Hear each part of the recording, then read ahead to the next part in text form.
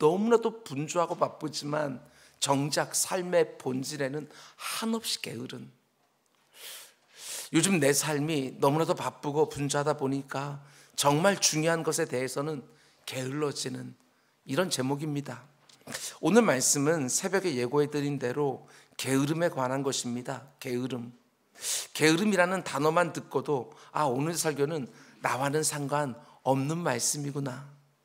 매일매일 이렇게 바쁘게 사는데 게으름 나와는 상관없다, 이렇게 생각할지 모르겠지만 그렇지 않습니다. 내 삶의 영역 가운데 게으른 부분들이 누구에게나 다 있습니다.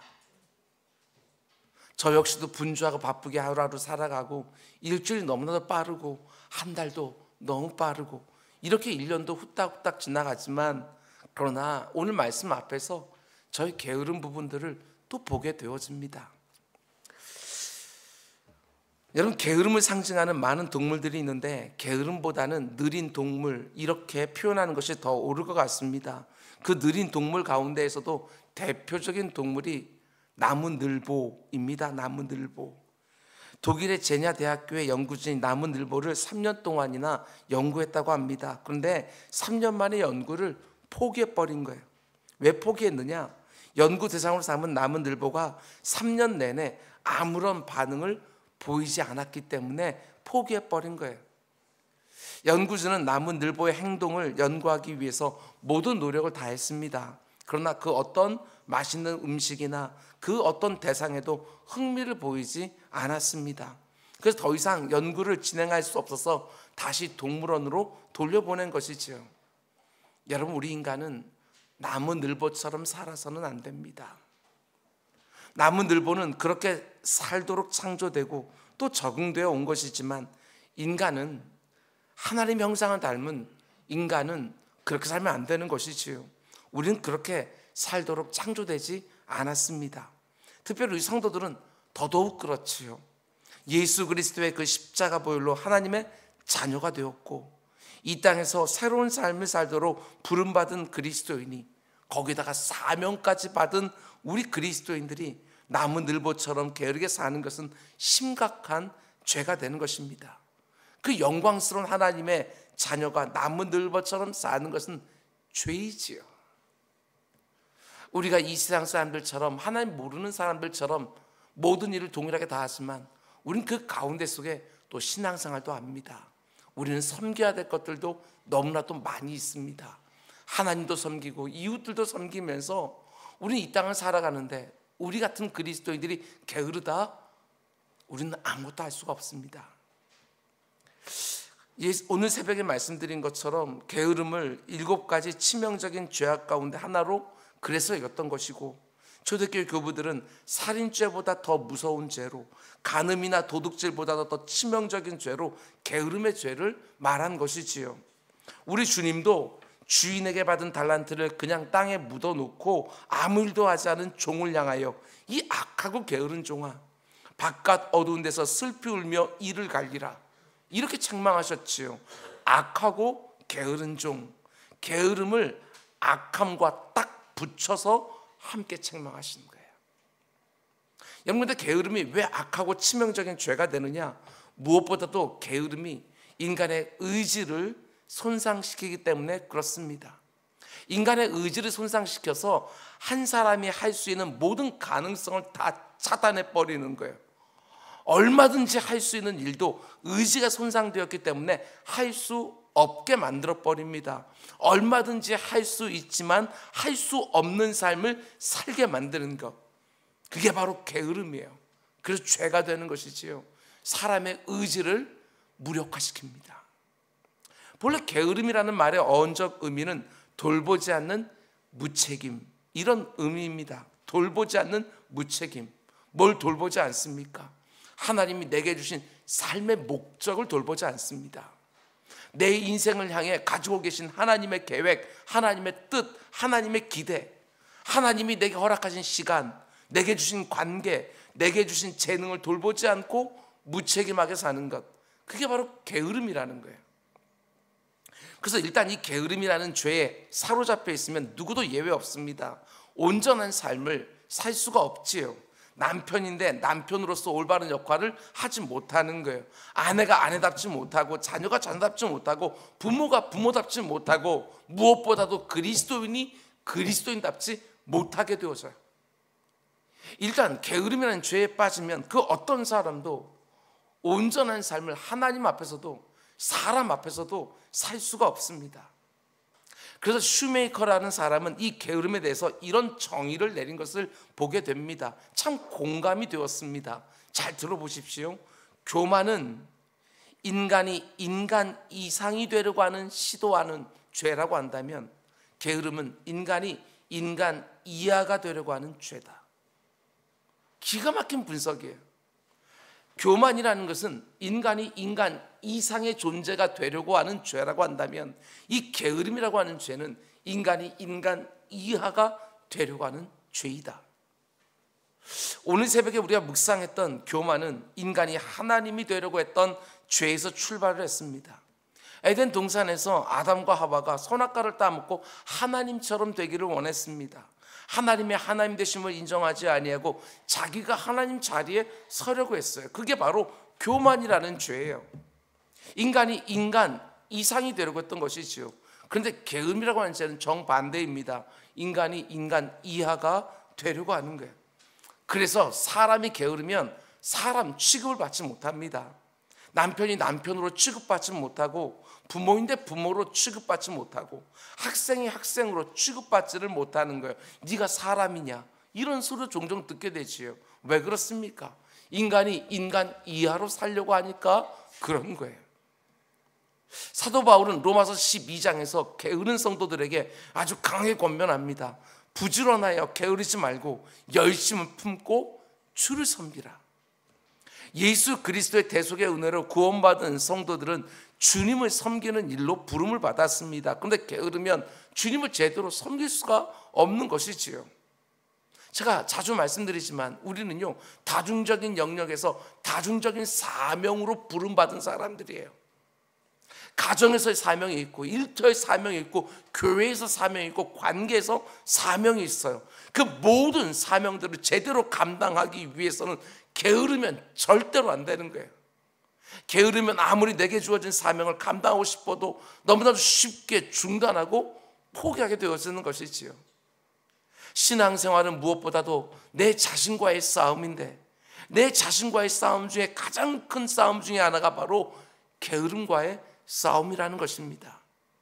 게으름에는 몇 가지 특징들이 있는데요. 첫 번째는 무목적입니다. 무목적. 분명한 목적이 없으면 자동적으로 게을러지게 돼 있어요. 아침에 일찍 일어나서 오늘은 어떻게 하루를 보낼까, 이렇게 하루를 시작을 합니다. 그러니까 굳이 잠에서 일찍 깰 필요도 없어요.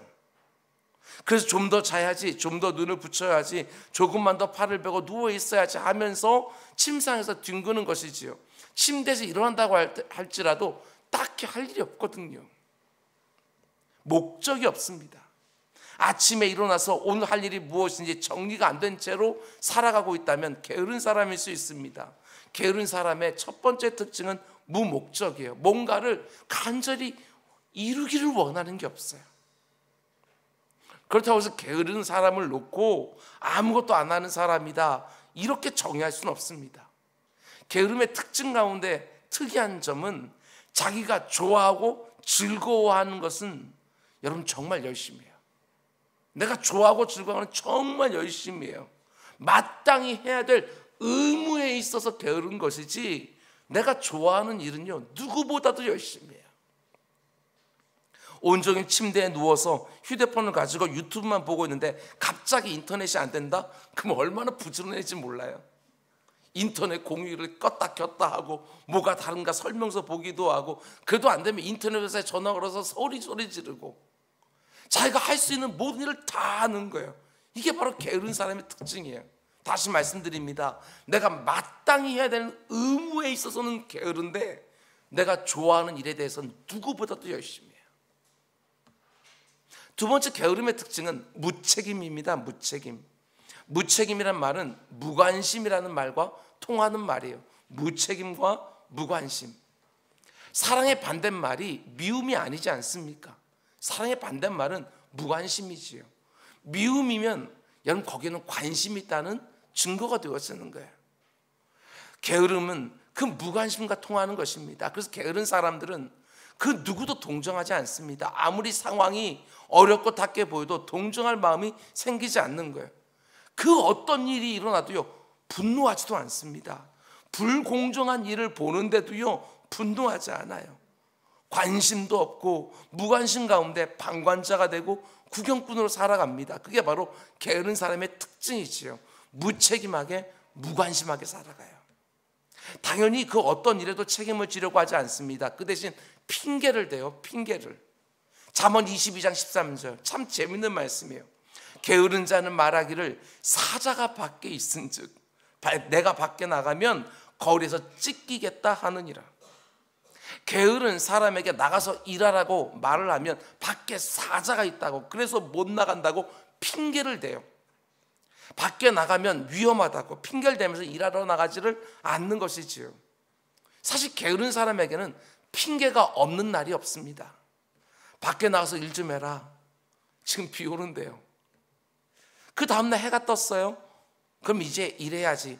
오늘 너무 덥잖아요. 그 다음날은 구름도 끼고 바람도 선선하게 불어요. 그러면 이제 일할 때 되지 않았니? 아니 이렇게 날이 좋은데 무슨 일을 해요? 핑계 없는 날이 없습니다. 일할 수 없는 핑계를 늘 찾는 사람, 게으름 사는 때가 많아요. 그래서 무책임한 삶을 사는 것입니다.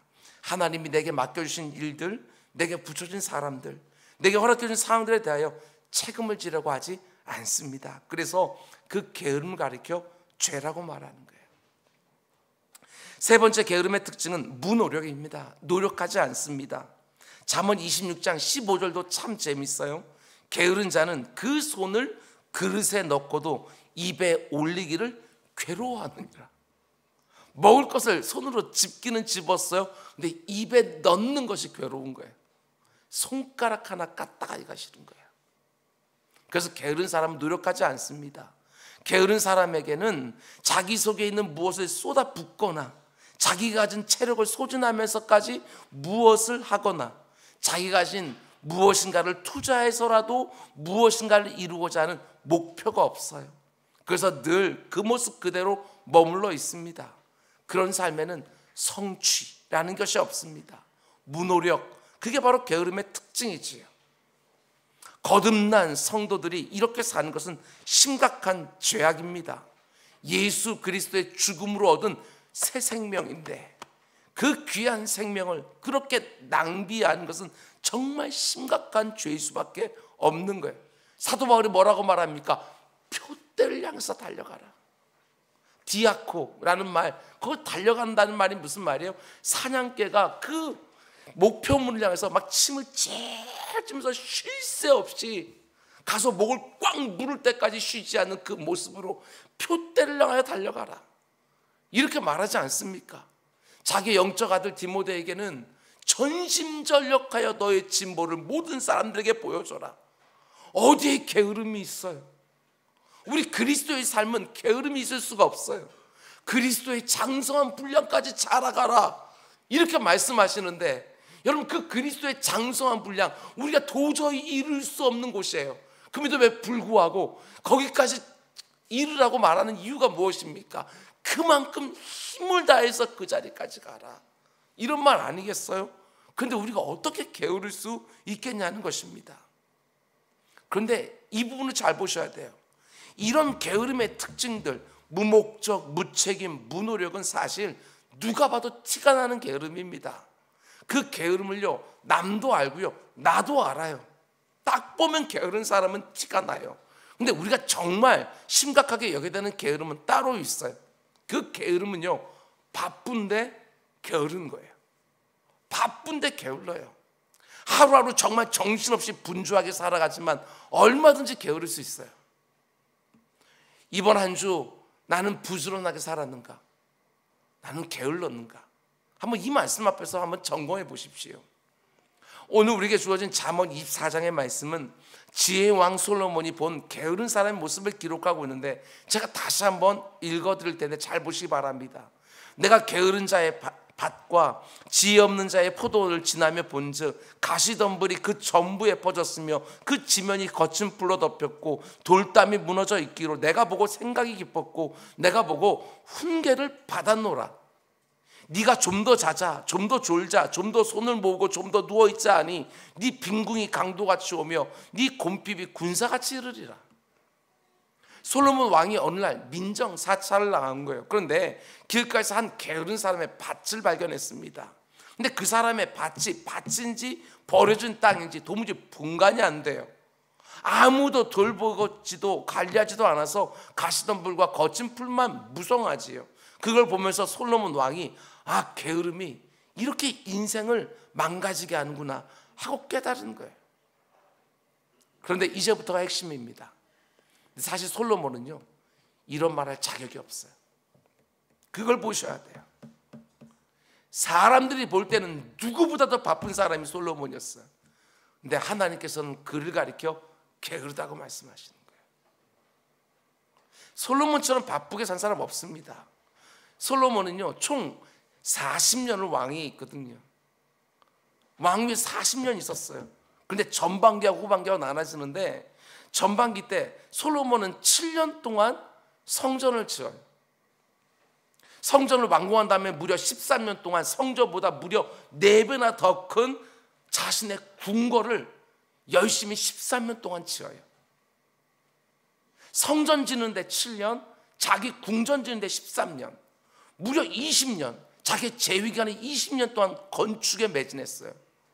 그러나 나머지 20년 동안은 국고성과 병거성과 각종 요새도 건축을 해요.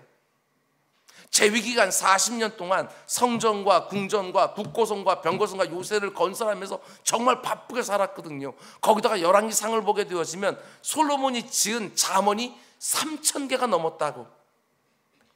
그가 지은 시편이요 1,005편이었다고. 그리고 동물과 식물에 관한 지식에 통달했다고 말합니다. 식물도감, 동물도감까지 다 기록한 거예요.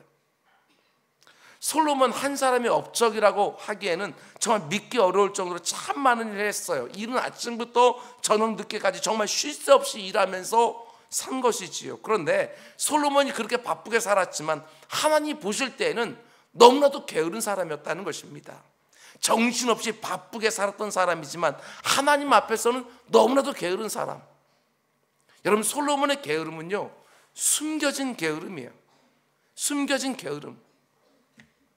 성전은 열심히 지었지만 성전에서 예배할 시간은 없었다. 그런 게으름. 성전을 짓기 위해서 아침부터 밤늦게까지 바쁘게 살았지만 정작 성전에서 예배하는 일에는 한없이 게으른 사람.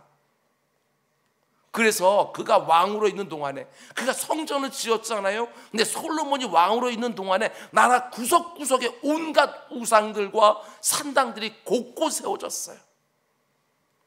성전을 짓는데 너무나도 열심히 했지만 예배하는 데는 너무나도 게을러서 그 가운데 속에 하나님의 마음도 모르고 자기 주변에는 이방 여인들이 가득하고 그 이방 여인들이 가지고 온 우상들이 온 나라에 퍼지고 있는데도 그는 성전을 지은 것으로 오히려 스스로 뿌듯해하는. 여러분 솔로몬이 정말 하나님 보실 때 여러분 부지런한 사람이었겠습니까? 게으른 사람이었던 거예요. 솔로몬이 궁전을 13년 동안이나 건설을 했지만 그 궁전에서 제대로 정치를 했느냐? 그렇지는 않아요. 솔로몬이 죽자마자 나라 2개로 쪼개져 버려요. 북이스라엘과 남유다로. 궁궐을 13년 동안 지어서 의리하고 화려하게 다 지어 놓았지만 그 안에서 제대로 된 정치는 못했어요. 지금 그런 게으름을 말하는 거예요. 솔로몬은 누구보다도 바쁜 인생을 살았지만 정작 해야 될 일에는 너무나도 게으른 사람이었다는 것입니다. 오늘 우리가 한번 생각해 보셔야 돼요. 나는 무엇 때문에 그렇게 바쁜가? 사람들이 볼 때는 누구보다도 바쁘다고, 그리고 내가 생각해도 나 바쁘고 분주해 산다고 하는데 하나님이 보실 때에는 혹시 나도 게으른 사람이 아닌가? 여러분 그런데 그런 게으름이요 사실은 우리 삶엔 가장 치명적인 게으름이 된다는 것입니다. 우리가 앞에서 본 그 육적인 게으름, 무목적, 무책임, 무노력 같은 게으름요, 다 표시가 나는 게으름이잖아요. 나도 알고 남도 아는 게으름. 그래서 따끔한 충고를 한 번씩 듣기도 하고 자기의 삶을 돌아보면서 이렇게 게으르게 살면 안 되겠다고 각성할 기회도 얻기도 하지만, 이 숨겨진 게으름은요, 발견하기가 어려워요. 내가 게으르다고 인정도 안 해요. 내가 얼마나 바쁘게 사는데, 하루에 12시간, 14시간씩 일하는데, 집에 오더라도 일 생각하고 있는데, 다른 거 다 포기하면서 일하고 있는데, 근데 그 가운데 하나님 없으면 하나님 앞에서는 게으른 거죠. 이번 한 주간 하나님 앞에서 부지런하셨습니까? 그걸 오늘 이 저녁에 묻고 있는 거예요. 이 세상 사람들이 말하는 것처럼 자기 경영, 이런 거에서 자기 처세술, 이런 거에 말하는 게으름과 부지런을 말하는 것이 아닙니다. 하나님 보실 때 나는 과연 부지런하게 이번 한 주간을 살았는가, 이걸 묻는 거예요. 정말 여러분, 이런 게으름은 영적 게으름이라고 부를 수 있습니다. 오늘 설교 제목처럼 삶의 본질에서 게으른 것이기 때문에 영적 게으름이라고 말할 수 있어요. 삶의 형식은요, 너무나도 바빠요. 삶의 본질에서는 게을러요. 집을 짓는 삶의 형식엔 너무나도 바쁘지만 가정을 세우는 삶의 본질에서는 너무나도 게으르고, 가족들에게 쓸 것을 공급하는 삶의 형식에는 너무나도 바쁘지만 사랑을 나누는 삶의 본질에서는 너무나도 게으르고, 예배하고 기도하고 봉사하는 종교적 형식에는 바쁘지만 정작 하나님의 말씀하신 것에 순종하는 종교적 본질에는 게으르고, 그게 바로 우리가 반드시 경계해야 되는 영적 게으름이라는 것입니다. 여러분과 제가 신실한 그리스도인으로 정말 믿음을 따라 살려고 한다면 반드시 이 숨겨진 게으름, 이 영적인 게으름을 떨쳐버려야 되는 거예요. 그렇지 않으면 아무리 열심히 살아도 하나님이 인정해 주시는 삶의 열매는 없습니다. 세상 사람들이 볼 때는 많은 업적과 성취가 있는 것처럼 보인다 할지라도 하나님 앞에 가져갈 열매가 없는 거예요. 경건의 모양은 있지만 경건의 능력은 없는 사람이 되고 마는 것이지요. 그게 바로 영적인 게으름. 오늘날 현대 그리스도인들이 반드시 점검해 봐야 되는 부분이에요. 무서운 죄예요. 그러면 이런 부분을 생각해 봐야 되지 않겠습니까? 그럼 우리가 어떻게 이 영적 게으름을 극복할 수 있을까? 영적 게으름을 극복하는 가장 중요한 비결은, 잘 들으시기 바랍니다, 순종을 연습하는 것입니다. 순종. 그냥 순종이 아니라 즉각적인 순종을 연습하는 거, 거기에서 영적 게으름이 사라지는 거예요. 아니, 게으를 수가 없지요. 하나님의 말씀이 계속해서 나를 자극하는데 어떻게 게으를 수가 있겠어요? 하나님이 내게 말씀하는 것을 듣고 즉각 순종하기 시작하게 되어지면 틀림없이 우리는 영적 게으름에서 벗어나게 되어지는 거예요. 하나님 뭐라고 말씀하십니까? 나는 졸지도 않고 주무지도 잠도 안 잔다고. 우리 주님 말하고 있는 것처럼 내 아버지께 지금도 일하고 계신다고. 우리 하나님은 그렇게 일하시는 분이셔요. 근데 그 하나님께서 우리를 자기 아들의 그 장성한 분량까지 성장하게 하기 위해서 우리에게 수많은 것들을 말씀하시는데, 그 말씀에 즉각 순종하게 되어지면 우리는 게으를 수가 없어요. 영적으로 게으른 사람의 특징은요, 다른 게 아닙니다. 여러분, 순종이요, 느려요. 순종이 느려요. 야고보서 1장 22절을 보면 이렇게 말합니다. 너희는 말씀을 행하는 자가 되고 듣기만 하여 자신을 속이는 자가 되지 마라. 스스로 속는 거예요. 하나님의 말씀을 많이 듣고 있으니까 내가 하나님 뜻대로 살고 있는 것처럼 스스로 속아요. 그런데 듣기는 열심히 하지만 행하는 데는 게을러요. 그럼 그 들은 것이 무엇이냐? 야고보는 이렇게 말하는 것이지요. 여러분, 성경에 나오는 믿음의 사람들을 보면 공통적인 특징이 있습니다. 그들은 모두 하나님 말씀에 즉각적인 순종이 있었다는 것입니다. 그 성경이 믿음의 사람들의 삶을 기록할 때는 예외 없이 등장하는 단어들이 있어요. 즉시, 곧 이에, 지체하지 않고, 그시로, 이런 단어들이 나와요. 그들의 순종을 표현하면서 그런 시간 부사들이요 늘 나오는 것을 보게 되어집니다. 예수님께서 베드로와 안드레를 제자로 부르실 때 성경은 그 장면을 이렇게 기록하는 걸 보게 되어져요. 말씀하시되 나를 따라오라, 내가 너희를 사람을 낚는 어부가 되게 하리라 하시니 그들이 곧 그물을 버려두고 예수를 따르니라. 예수님 부르시자마자 그들이 곧 그물을 버리고 예수님을 따라갔다. 시편 119편의 시인은 또 이렇게 말합니다. 주의 계명들을 지키기에 신속히 하고 지체하지 아니하였나이다. 믿음의 사람들의 모습을 보면 그들의 순종을 묘사하면서 곧 신속히 지체하지 않고 이런 표현이 사용되고 있는 거예요. 그게 바로 하나님이 원하시는 순종의 모습이라는 것입니다. 그게 바로 영적인 부지런함이지요. 삶의 본질에서 게으르지 않는 거예요. 여러분, 카일 알드먼 목사님이 쓴 팬인가 제자인가 라는 제목의 책이 한때 베스트셀러가 되었습니다.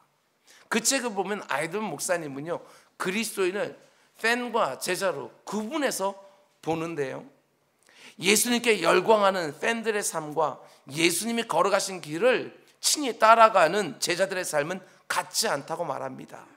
그러면서 이런 말을 해요. 팬과 제자를 구분하는 확연한 차이는 순종의 속도에 있다. 순종의 속도, 거기서 팬과 제자의 삶이 확연하게 차이가 난다. 제자가 아닌 팬들은요, 언제 예수님을 따를 것인가, 따르고는 있어요. 그런데 언제 그 주님을 온전히 따를 것이냐를 물어보면 100이면 100, 내일이라고 말합니다. 내일. 언제 따르겠느냐? 내일 따르겠습니다. 언제 그 죄를 버리겠느냐? 내일 버리겠습니다. 언제 헌신하겠느냐? 내일 헌신하겠습니다. 언제나 오늘이 아니라 내일이에요.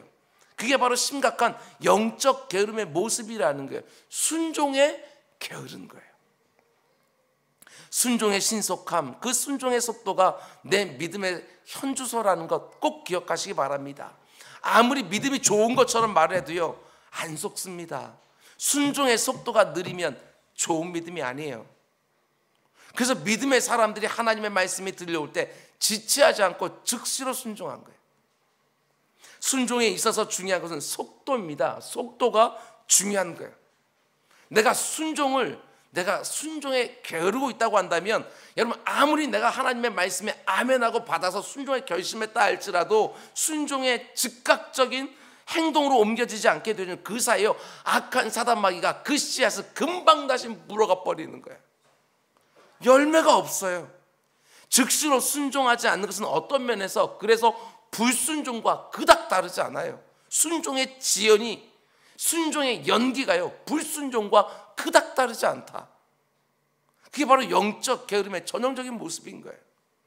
하나님의 말씀을 들을 때 그 자리는 깨닫습니다. 그 자리는 옳다고 동의도 해요. 그런데 여러 가지 말을 덧붙이는 것이지요. 예, 그 말씀에 순종하겠습니다. 그러나 지금 당장은 좀 그렇습니다.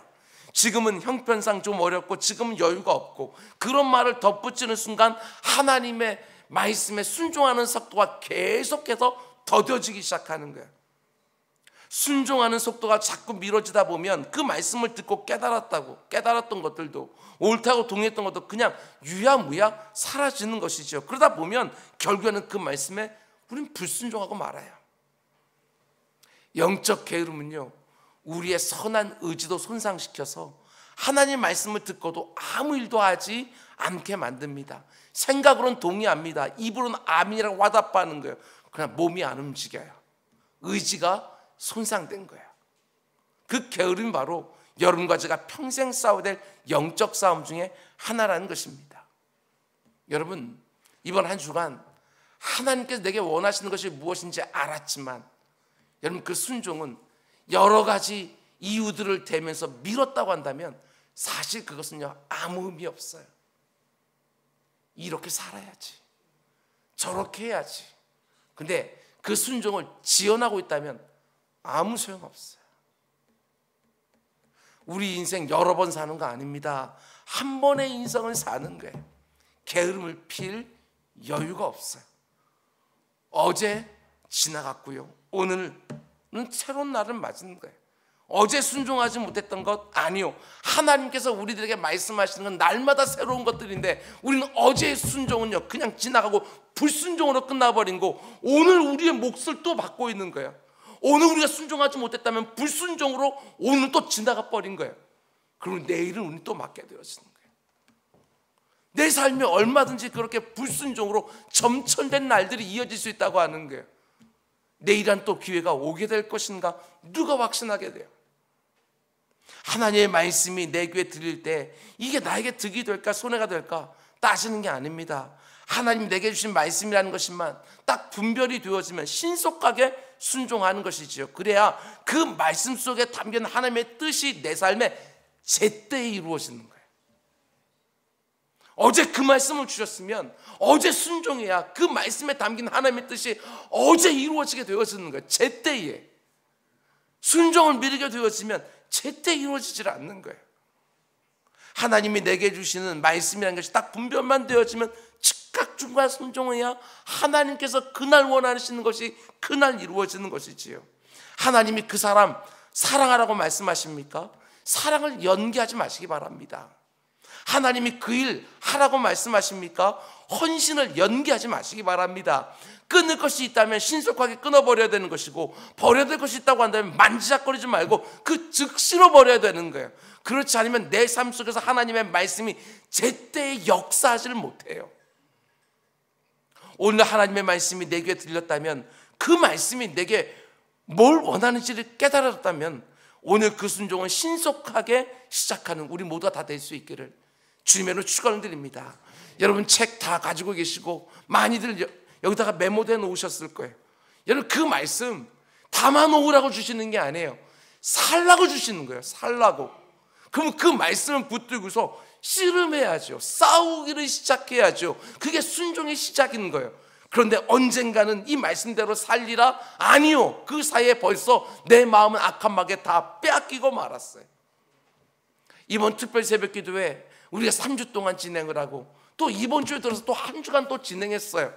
그런 많은 말씀들을 우리가 다 받고 나서 정말 믿음을 내 삶으로 보이고 있는지 여러분 그것들을 보셔야 돼요. 우리 머리만 잔뜩 커진 사람들이 아니라 손발이 부지런해요.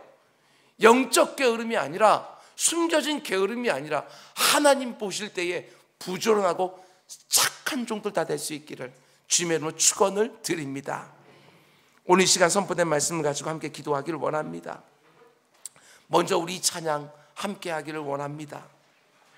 하나님이 내게 주신 사명을 생각하면 어떻게 게으를 수 있겠습니까? 가정과 일터와 관계 안에서, 거기다 우리는 교회 안에서까지 우리가 맡은 그 사명들이 얼마나 많은데요. 우리는 부지런하게 살아야지 신앙생활을 제대로 할 수 있습니다. 우리 시간 우리 사명이라는 찬양 우리 함께 부르면서 하나님이 내게 원하시는 영적 부지런함이 무엇인지, 내가 어디서 지금 게으르고 있는지, 나는 바쁘게 산다고 말하지만 하나님은 너 악하고 게으르잖아, 이 말 들을만 하진 않는지, 우리 찬양 함께 부르면서 다시 한번 우리 사명을 새롭게 하는 시간이 되기를 원합니다.